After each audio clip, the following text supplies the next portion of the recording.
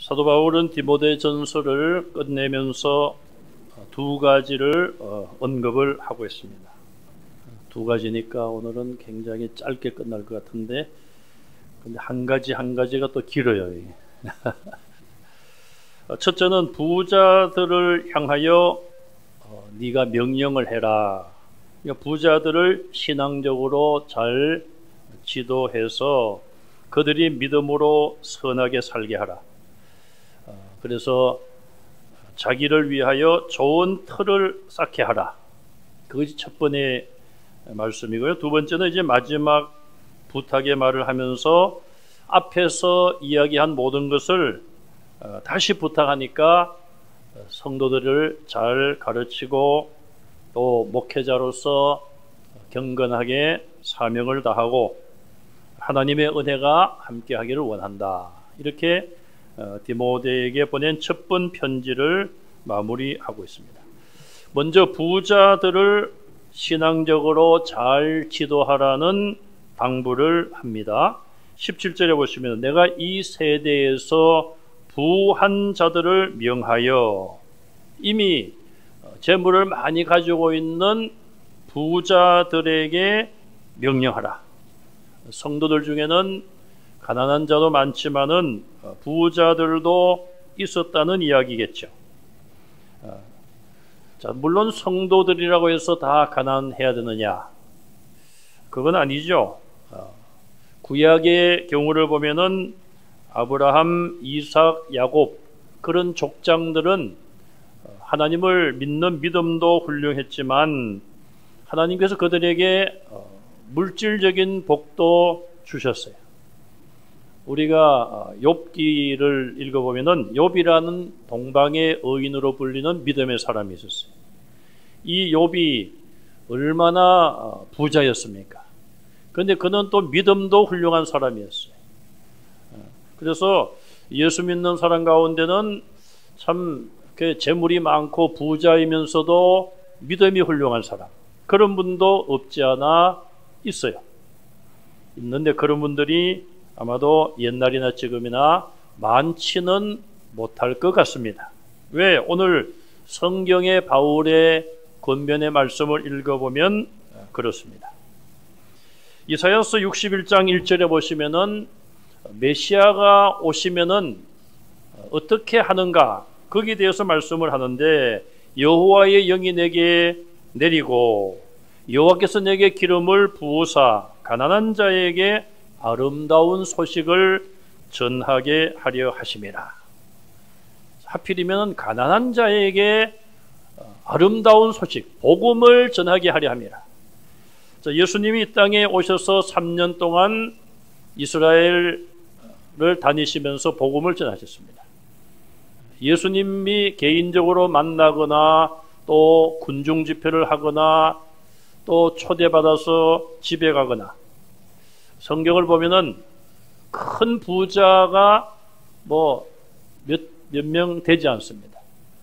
대부분은 가난한 자들이 예수님에게 나와서 복음을 듣고, 예수님은 가난한 자들을 또 찾아가서 복음을 전하시고, 또 병든 자들의 병을 고쳐주시는 그런 일들을 많이 하셨어요. 그래서 우리가 사복음서를 쭉 아무리 보더라도 부자보다는 가난한 자들에게 복음을 많이 전하셨고, 또 가난한 자들이 예수님의 말씀을 듣고 믿음이 마음을 열고 예수님을 구주로 믿고 구원에 이런 것을 우리가 많이 볼 수가 있습니다. 그럼 부자는 예수 믿기 힘든가? 사실은 어려움이 없지 않았습니다. 왜 어려운가? 오늘 본문에 보면은 그 내용이 나와 있습니다.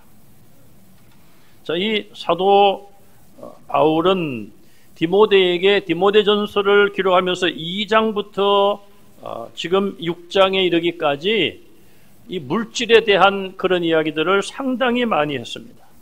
이제 오늘 디모데전서 마지막 부분을 우리가 생각하는데요. 그동안 우리가 말씀을 묵상해온 것을 쭉 한번 돌아보면 2장 9절에 여신도들에게 소박해라, 선을 행하라. 너무 화려하게 그렇게 어떤 돈을 뭐 이렇게 과시하거나 돈을 쓰거나 하는 것이 아니라 소박하게 하면서 선을 행하라. 그렇게 말씀했어요. 3장 1절에 감독 직분 혹은 장로 직분에 대해서 말하면서 절제하고, 절제란 말은 뭐 여러 가지 면이 있습니다. 그 중에 물질에 대한 것도 절제가 들어갈 수 있어요. 나그네를 대접하라. 돈을 사랑하지 말라. 제가 이제 물질에 대한 것만 말씀을 드리는 거예요. 3장 8절에 더러운 일을 탐내지 말라. 3장 11절에 여자들도 절제하라. 4장 10절에 소망을 살아계신 하나님께 두라. 천국의 소망을 두고 하나님께 두라 이 말이에요. 세상에 소망을 두지 말라는 거예요. 주로 우리가 세상에 소망을 둔다는 이야기는 무엇입니까? 세상의 물질, 세상의 돈, 그런 것을 너무 의지하거나 그것을 위하여 살지 말라는 것이죠. 5장 6절에 보시면 향락을 좋아하는 자는 살았으나 죽었느니라.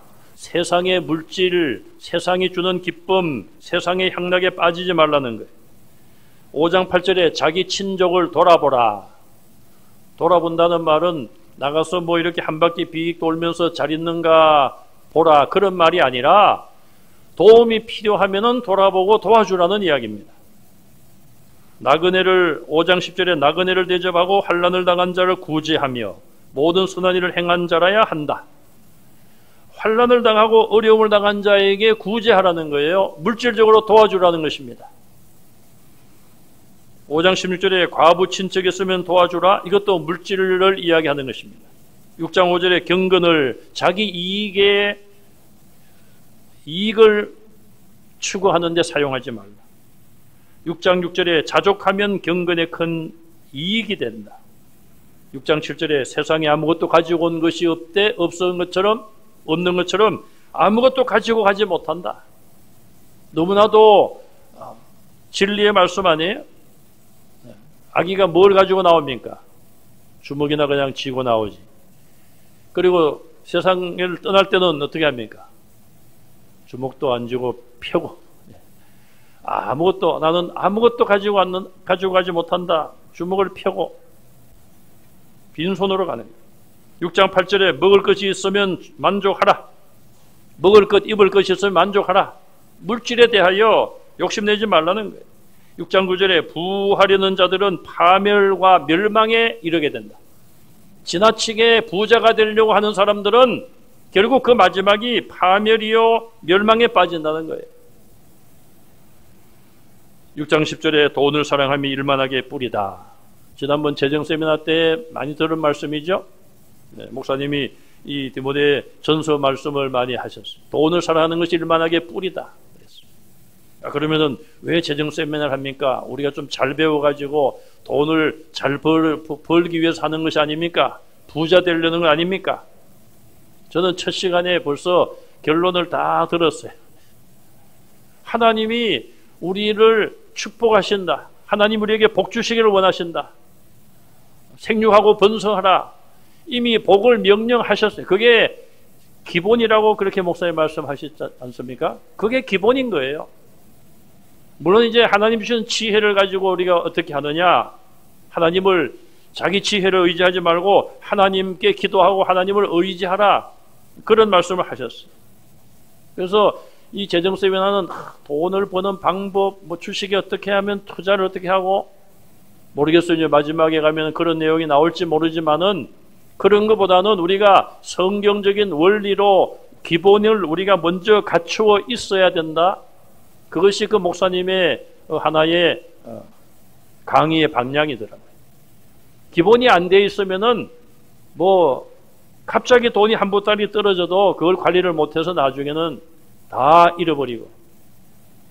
여러분, 우리 사회나 미국 사회나 로또 당첨되면 이게 뭐 갑자기 하늘에서 돈벼락을 맞는다, 그렇게 표현할 수 있지 않습니까? 20억, 50억, 미국은 또 단위가 커요.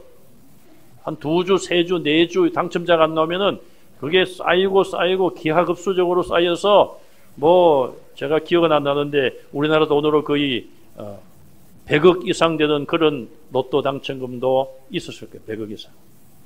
갑자기 그런 돈이 들어왔습니다. 그 사람이 그걸 잘 관리하고 더 많은 이익을 남겨서 선한 일에 사용하는 사람이 얼마나 될까? 대부분은 그거 당첨되지 않은 것보다도 못한 그런 결과가 있고, 당첨 안 됐으면은 그 사람의 삶이 저렇게 불행하게 되지 않았을 텐데, 괜히 복권에 당첨됨으로 인하여, 로또에 당첨됨으로 인하여 불행한 결과를 초래한 사람들이 너무나도 많습니다. 자, 어쨌든 이 디모데전서 2장부터 6장까지 쭉 제가 물질에 대한 것만 제가 소개를 해드렸어요. 이걸 요약을 해보면은 물질, 돈을 쓰는 것, 향락, 세상적인 즐거움에 대하여 절제해야 된다. 또 자기의 현실에 대해서는 자족하고 만족하라. 자기 현실에 대해서 만족하는 사람이 욕심을 내겠습니까? 나는 이만하면 됐어. 그냥 먹을 것 있고 입을 것 있으면 됐어. 우리나라는 뭐라고 합니까? 대출받은 것이 없으면, 빚이 없으면 부자다. 그만큼 빚지고 대출받은 사람들이 많다는 얘기. 그게 없으면 부자다. 그게 자족하는 마음이 아니겠습니까? 돈을 사랑하면 악을 행하게 된다. 물질 때문에 죄를 짓지 말라. 그런 말씀을 지금 계속 해오고 있습니다. 아마도 이 디모데에게도 주는 말씀이지만, 또 디모데가 그런 마음을 가지고 성도들을 그렇게 지도하라는 거 아니겠습니까? 디모데도 젊은 목회자이기 때문에 이런 부분이 아마 필요했을 거예요. 여러분들은 어떻게 생각하십니까? 돈 때문에 죄를 짓는 사람들, 가난한 자가 더 많을까요? 부자가 많을까요? 돈 때문에 누가 죄를 더 많이 지을까? 가난한 자가 아무래도 돈이 없으니까 죄를 많이 지을까? 부자들은 돈이 있는데 왜 죄를 지으려고 할까? 여러분들이 스스로 해답을 찾아보시기 바랍니다. 제가 답을 드리면은 저를 또 오해하실 것 같아서. 자, 그럼 부자들에 대해서 어떻게 지도하라고 했습니까? 첫째로 마음을 높이지 않게 하라. 다시 말하면 그냥 교만하지 말게 하라.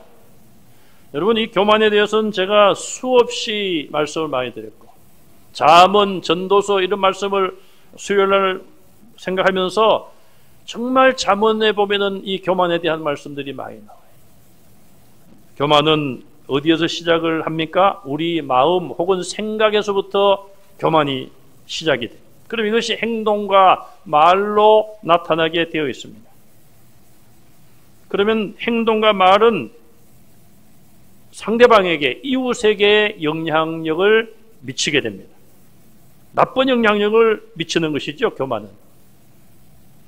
처음 만나는 사람이지만은 한 5분 정도 이렇게 대화를 해보면은 저 사람이 겸손한가, 교만한가, 대충은 어느 정도는 파악이 돼요. 왜? 그 사람의 말과 행동 속에 그 사람의 인격이 나타나는 것입니다. 부자는 왜 그럼 교만해질 가능성이 클까요? 이스라엘 백성들이 애굽에 이민을 갔습니다. 왜 갔습니까? 가뭄이 들고 기근으로 곡식을 추수할 수 없으니까, 먹을 것이 없으니까 애굽에 양식을 사러 갔다가 누굴 만나죠? 동생 요셉을 만나요. 요셉이 총리가 되어 있어요. 처음엔 형들은 몰랐어요. 요셉이 알아보고 결국 나중에 이제 그것이 계기가 되어서 아버지 야곱이 65명을 끌고 66명이 애굽으로 이민을 가요. 물론 먹을 것이 없어서 갔지만은, 그러나 자기 아들이 국무총리니까 그곳에서 처음에 아마 요셉이 살아있을 동안에는 대접을 잘 받고 부유하게 살았을 거예요. 그러다가 이제 시간이 흘러서 그들이 애굽에서 종살이를 하게 되었죠. 노예처럼 살게 되었습니다. 하나님께서 때가 되어서 모세를 일으키시고 모세를 앞장세워 광야에 40년을 지나게 하시고 지금 그들이 이스라엘 백성들이 살고 있는 팔레스타인 땅, 이스라엘 땅으로 그들을 인도하십니다. 그때 하나님께서 미리 그들에게 하신 말씀이 있습니다. 신명기 8장 1절에서 12절에서 14절 말씀을 보면, 신명기 8장 12절에서 14절에 보면 내가 먹어서 배불리고 먹어서 네가 배가 부를 때가 온다 이 말이에요. 아름다운 집을 짓고 이제 하나님의 약속의 땅에 들어와서 집도 잘 지었어요. 또 내 우리의 양이 번성하며 소와 양이 굉장히 새끼를 낳고 잘 자랍니다. 내 은금이 증식되며 그냥 돈이 점점점 많아져요. 지금으로 말하면은 내 소유가 다 풍부하게 될 때에 부자가 되었다 이 말입니다. 두렵건대 하나님이 두려워하시는 거예요. 아이 참, 세상에 하나님이 다 두려워하시네. 하나님이 누굴 두려워합니까? 내 마음이 교만하여 내 하나님 여호와를 잊어버릴까 하노라. 하나님이 다른 거 하나도 두려워하지 않아. 여기 보니까 하나님의 백성들의 마음이 교만해져서 여호와 하나님을 잊어버릴까 봐 하노라. 여호와는 너를 애굽 땅 종되었던 집에서 이끌어내시고 그랬어요. 내가 이 말을 하고 있는데 이 말을 한 나 여호와는 너희들을 애굽의 종되었던 자리에서 끌어낸 여호와 하나님이다 이 말이에요. 그러니 너희들은 내 말을 들어야 된다는 것이죠. 하나님이 그렇게 그들을 거기서 해방시키고 아브라함이 약속하신 땅에 그들을 들어오게 하시고 가나안 7 족속을 다 몰아내고 그들에게 땅을 분배케 하시고 생활터전을 다 마련해 주셨어요. 이제 전쟁도 끝나고 그들이 이제 땅에 뿌리를 내리고 이제는 배고픈 시절이 지나갔습니다. 배가 부르고 좋은 옷을 입고 돈이 점점 많아지고 재산이 많아졌어요. 그런데 내가 두려워하노라. 너희가 교만해져서 나를 잊어버릴까 봐 두려워하노라. 미리 하나님께서 말씀을 그렇게 하셨어요. 많은 재산은 결국 하나님과 다른 사람을 향하여 교만한 마음과 행동을 가지게 한다는 것이죠. 부자는 어떤 생각을 할까요? 이 모든 것 내가 다 노력해서 얻은 거야. 자기가 얻은 것으로, 자기 힘으로 얻은 것으로 착각을 합니다. 그러면 거기서 더 나가게 되면 이제는 뭐 하나님이 나를 안 도와주셔도 돼. 내 힘으로 할 수 있어. 그것이 교만인 것이죠. 결국 그런 생각을 가지게 되면 기도하지 않게 됩니다. 가난하고 힘들 때는 기도를 열심히 했는데 부자가 되고 나니까 기도를 하지 않습니다. 병들었을 때는 열심히 하나님 앞에 매달려 기도했는데 건강을 찾고 나니까 기도하지 않는 것이죠. 또 부자는 가난한 자를 멸시합니다. 사회를 계급사회로 만들어버립니다. 내가 더 위에 있는 사람이다. 그런 것이 바로 부자의 교만이에요. 교만하게 하지 말라. 두 번째는 하나님께 소망을 두게 하라. 그렇게 말씀하십니다. 부자들은 천국의 소망을 둘 수도 있겠지만 땅의 소망을 더 많이 둘 수 있다는 말씀이 아니겠습니까? 정함이 없는 재물에 소망을 두지 말라고 그랬습니다. 부자들은 눈에 보이는 것만 믿게 됩니다. 내가 돈이 많아야 돼. 이 세상에서 멸시당하지 않고 내가 이 세상에서 인간 대접받고 억울함을 당하지 않으려면은 내가 힘이 있어야 돼. 인간의 힘은 뭔가? 현대인들의 힘이 뭔가? 옛날에는 아는 것이 힘이라고 그랬어요. 이제는 뭐가 힘입니까? 돈이 힘이다. 돈이 힘이다. 눈에 보이는 물질을 의지하는 것이죠. 그것이 나의 능력이다. 이런 잘못된 생각을 사람들은 가지고 있는 것이죠. 또 인간의 욕망은 보는 대로 다 가지고 싶습니다. 욕망의 끝은 없는 것입니다. 욕심의 끝은 없는 것입니다. 10억을 모은 사람은 50억을 모으고 싶고 50억을 모은 사람은 100억대의 재벌이 되려고 할 것입니다. 결국 인생의 목표가 돈이 되는 것이죠. 모든 것을 거기에 다 쏟아붓는 것입니다. 그런 마음에, 그런 생활에, 그런 생각에 하나님이 어디 자리를 하실 수 있으며 예수님이 어디에 계실 수가 있겠습니까? 요즘 경제가 얼마나 어렵습니까? 주식에 투자한 젊은이들이 낭패를 봅니다. 극단적인 선택을 합니다. 빚이 있는 사람들이. 정부에서 재정 정책을 잘못했을 수도 있고 또 수년 동안 부동산 정책을 잘못한 결과로 볼 수도 있습니다. 그러나 어쨌든 어느 시대이든 간에 부자는 더 부자가 되고 싶어 하는 것이죠. 그러다 보면 결국 부자는 더 부유하게 되고 가난한 자는 더 가난하게 될 수밖에 없을 것입니다. 그런데 부자라고 해서 다 행복하고 모든 일이 잘 되느냐? 그렇지 않습니다. 부자들도 욕심을 잘못 부리다가 낭패를 당하고 실패를 하게 되면은 큰 절망에 빠지고 마는 것이죠. 디모데전서 6장 10절 말씀처럼 큰 근심으로 자기를 찌르게 되는 것이죠. 돈을 사랑하게 되면 결국 그것이 근심을 키우게 되고 큰 근심의 가시로 자기 자신을 찌르게 된다. 그렇게 경고하고 있습니다. 자, 그럼 돈에 소망을 두지 말고 이제는 누구에게 소망을 두라고요? 하나님께 두라. 왜? 그 하나님이 어떤 분이신가? 17절 하반절에 보시면은 오직 우리에게 모든 것을 후히 주시고 누리게 하시는 하나님께 두라. 이게 오직이란 말이 뒤로 가서 오직 하나님께 두라는 강조법이에요. 어떤 하나님이요? 우리에게 모든 것을 후히 주시는 분이. 하나님께 기도하면 후히 주시는 분. 우리가 앞에서도 보면은 인색하지 말라 그런 내용 비슷한 것이 나왔죠.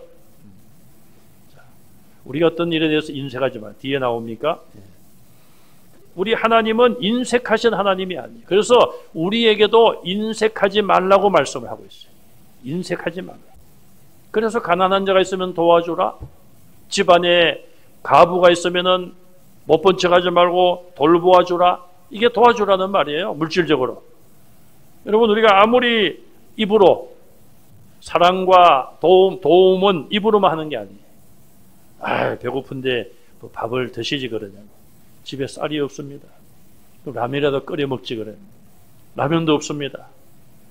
물이라도 마시라고. 말로 할 것이 아니라 먹을 것을 갖다 주면서 먹으라고 하라 이 말이에요. 자, 하나님은 후히 주시는 분입니다. 우리가 인색하기를 원치 않습니다. 인색한 게 뭡니까? 내가 예를 들어서 1,000원을 도와줄 수 있는데 100원만 도와준다면 그것도 인색한 것이 되는 것이죠. 뭐 안 도와주는 것보다는 낫지만 인색한 것이 되는 것이죠. 우리는 부자가 아닐지라도 돈에 소망을 두지 마시고 하나님께 소망을 두는 여러분들이 되시기를 간절히 바랍니다. 자, 예레미야 선지자가 우리에게 기록해 놓은 예레미야 선지자를 통해 주신 귀한 말씀이 있습니다. 우리 한번 찾아서 한번 읽겠습니다. 예레미야 9장 말씀입니다. 예레미야 9장 23절 24절 1066페이지가 되겠습니다. 예레미야 9장 23절 24절. 자, 거기 한번 같이 읽을까요? 23절 24절 시작. 여호와께서 이와 같이 말씀하시되 지혜로운 자는 그의 지혜를 자랑하지 말라. 용사는 그의 용명을 자랑하지 말라. 부자는 그의 부함을 자랑하지 말라. 자랑하는 자는 이것으로 자랑할지니 곧 명철하여 나를 아는 것과 나 여호와는 사랑과 정의와 공의를 땅에 행하는 자인 줄 깨닫는 것이라. 나는 이 일을 기뻐하노라. 여호와의 말씀이니라. 아멘. 자, 23절을 다시 한번 보시면은 하나님이 말씀하십니다. 지혜로운 자는 그의 뭘 자랑하지 말라? 지혜를 자랑하지 말라. 아, 이 사람은 너무너무 지혜로운 사람이에요. 그러니까 너는 그 지혜를 좀 자랑하지 마. 그래서 정말 지혜로운 사람은요, 뭐 나서가지고 아는 척 하거나 자기 지혜를 자랑하거나 그렇게 하지 않아요. 가만히 다 듣습니다. 다 듣고 이제 사람들이 이리저리 헤매고 방향을 못 정할 때에 가장 지혜로운 말을 딱 던져서 그렇게 사람들을 지도하고 끌고 가는 거예요. 그 다음에 보시면은 용사는 그의 뭘 자랑하지 말라요? 용명을 자랑하지 말라. 장군이 얼마나 용맹합니까? 그냥 전쟁을 하면은 옛날 전쟁에 앞장서 나가서 그냥 상대 적국의 장수를 죽여버리고, 다윗이 골리앗을 죽였잖아요. 다윗이 자기 용명을 자랑했습니까? 물맷돌을 가지고 나가면서 야, 너 내 물매 맛 좀 봐라. 네가 덩치가 크지만은 나는 작은 거인과 같아. 이 물맷돌을 맞고 쓰러지지 않은 사람이 없어. 그렇게 했습니까? 안 했죠. 너는 칼과 창으로 내게 나오거니와 나는 만군의 여호와의 이름으로 나아간다. 하나님을 자랑한 거예요. 하나님을 의지하고 하나님을 내세웠잖아요. 그러니까 다윗이 이긴 거예요. 그 다음에 부자는 그의 뭐함을 자랑하지 말라요? 부함을 자랑하지 말라. 이 말씀은 이렇게 생각하시면 돼요.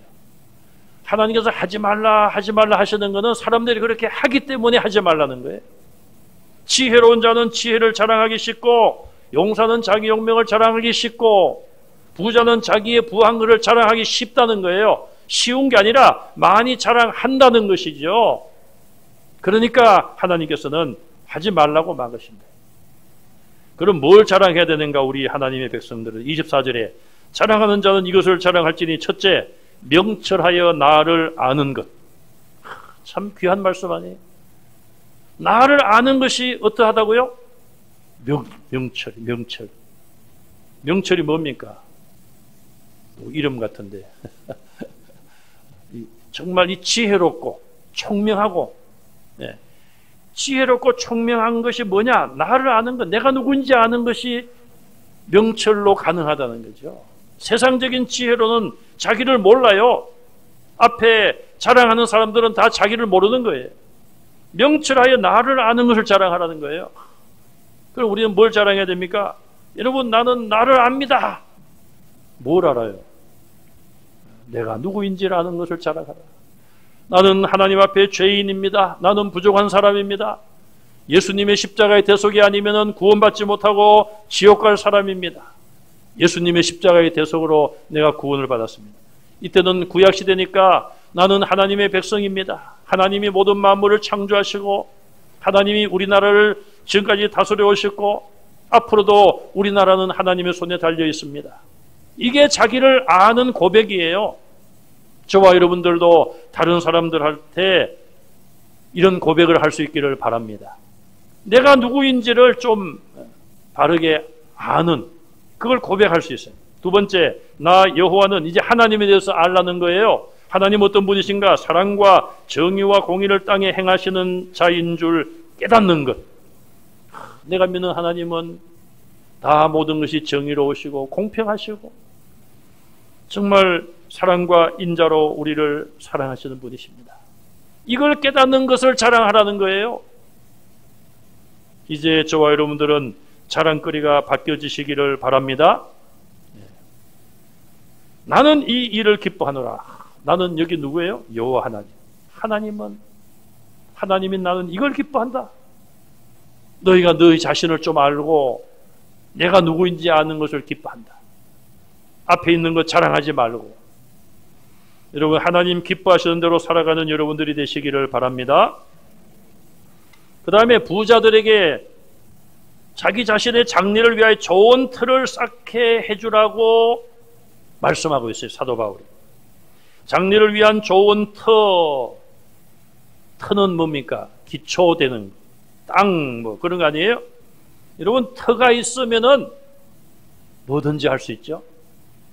땅이 있으면은 집도 지을 수 있고, 농사도 지을 수 있고, 뭐 공장도 세울 수 있고, 가축을 먹일 수도 있고, 꽃밭도 만들 수 있고, 포도원도 만들고, 자기 하고 싶은 거 다 할 수 있는 거예요. 그리고 좋은 터가 좋아. 땅이 기름지고 좋아요. 그럼 거기서 나오는 열매가 다 풍성한 거예요. 어떻게 하면 좋은 틀을 만들 수 있을까요? 18절에 내용이 나옵니다. 방법이 선을 행하라. 선한 일을 행하면은 하나님이 좋은 터를 만들어 주신다고 말씀하고 있어요. 선한 사업을 많이 하라. 여러분 생각하시면 알 거예요. 선한 사업이 뭔가. 여전도에서 명절이 오면은 선한 사업을 하지 않습니까? 참기름도 팔고 떡도 팔고 그거 팔아가지고 뭐 짜장면 사 먹으려고 합니까? 선교사님들 돕고 선한 일에 하려고 그런 일을 해요. 나누어 주기를 좋아하라. 여러분 맛있는 거 있으면 옆집에 좀 나눠줬습니까? 옛날에는 그런 모습이 좀 있었는데 이 아파트에 들어가고 나서는 별로 저도 못하는 것 같아요. 또 요즘은 또 그런 코로나라 가지고 또 저 옆집에도 젊은 부부가 이사를 왔는데 애가 둘이더라고요. 근데 뭐 코로나 때라 가지고 뭐 음식을 주고받고 하기도 곤란하고 말이죠. 반가워하도 않을 거예요. 어쨌든 뭐 그건 특수 상황이고 상황이 점점 이제 그렇게 돼 가는 거예요. 뭐 이웃도 모르고 그냥 옛날에 맛있는 거 있으면 나눠 먹고 이렇게 했는데 이제는 이웃도 모르고 그냥 그런 시대가 되어 가고 있어요. 여기 마지막에 너그러운 자가 되라. 아까 제가 인색함에 대해서 말씀을 했는데요. 이게 너그러운 자가 되라. 하나님은 후히 주시는 분이에요. 우리에게 얼마나 후히 주셨습니까? 우리에게 누굴 주셨어요? 독생자를 주셨잖아요. 독생자. 여러분 아무리 사랑하는 관계라도 여러분 아들 하나 있으면 외동아들 있으면 줄 수 있나요? 줄 수 있어요? 옛날에 형제간에 있다가 아들이 없는 형제에는 아들이 뭐 둘 이상 되는 형제 집에서 양자를 줬죠. 양자를. 그것도 부모님이 명령을 하면 야 아무개야 너 네 동생에게 네 형에게 아들 하나 줘. 예, 옛날엔 그랬잖아요. 참 그게 참 좋은 게 아니에요. 그러니까 뭐 양 부모 밑에 그냥 그렇게 자라다가 그 부모가 돌아가시니까 다시 자기 성 바꿔서 가더라고요. 그 사람의 인생은 뭔가? 그 뭐 아들이 그렇게 좋다고 그냥 참 그런 잘못된 모습들. 자, 우리는 너그러운 자가 되라 이 하나님의 말씀을 유의해야 돼. 너그러운 자가 되라. 인색하지 마라. 부자들도 이 18절 말씀만 잘 실천하면 하나님께서 그들에게 장래에 좋은 터를 주시리라. 그렇게 본문의 말씀을 하고 있는 것입니다. 좋은 터가 있으면 좋은 열매를 맺는 것이고 가장 좋은 열매가 뭐냐? 19절 하반절에 가서 보시면은 참된 생명을 취하게 된다. 여러분 생명은 생명이지 참된 생명은 뭔가? 참된 생명은 뭡니까? 두 자로 영생이죠. 영생. 영원한 생명이 참된 생명 아닙니까? 장래의 좋은 터는 영생인 거예요. 하늘나라에서 영원한 삶 이것이 가장 좋은 터가 되는 것입니다. 영생으로 가는 단계, 과정 혹은 방법 선행과 선한 사업을 힘쓰고 나누어 주기를 좋아하고 너그럽게 사는 것입니다. 너그럽게 우리 자신들의 삶을 한번 돌아봅시다. 내가 과연 얼마나 선을 베풀었는가? 선한 사업을 앞장서서 했는가? 내게 가진 것을 다른 사람에게 나누어 준 적이 있는가? 너그럽게 다른 사람에게 대한 적이 있는지요?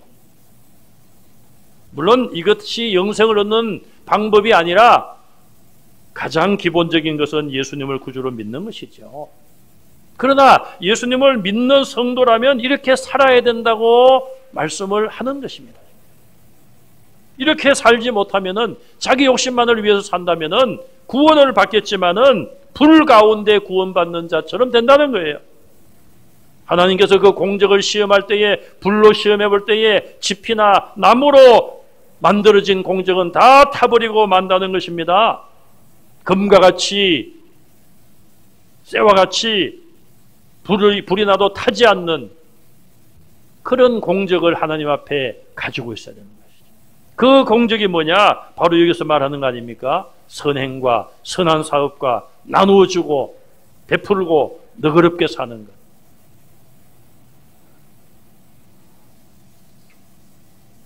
오늘